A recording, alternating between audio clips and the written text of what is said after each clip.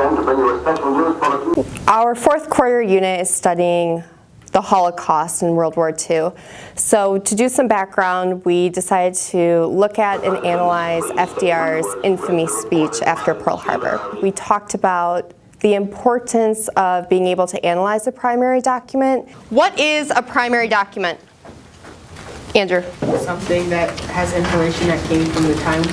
Good. It's something with information that comes from the time.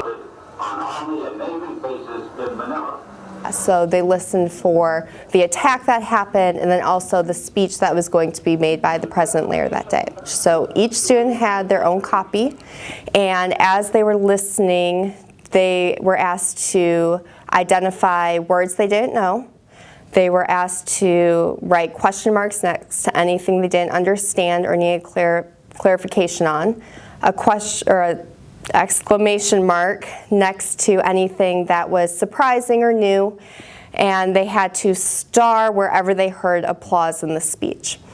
So once they listened to the speech, they broke up into their rows and they were asked to go over the words they didn't know. Work together to try to find a synonym to replace that word. They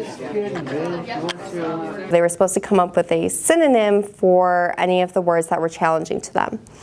Once they did it with their partners, we had a whole group discussion to go over any of the words that they still did not understand. A date which will live in infamy. What does that mean?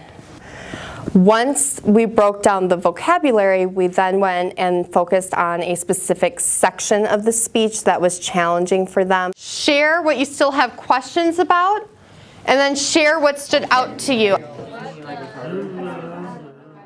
They worked with their groups to, in one sentence, summarize what the message of that paragraph was.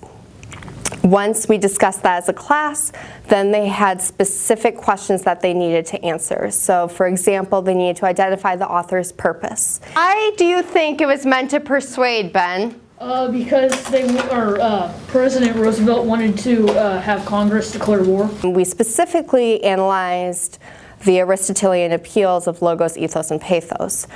What you need to do now with your speech, use that to be answering these questions. So the close reading was to help them learn how to better break down a primary document so they know how to approach a primary document in the future. The United States was at peace with that nation, and at the solicitation of Japan,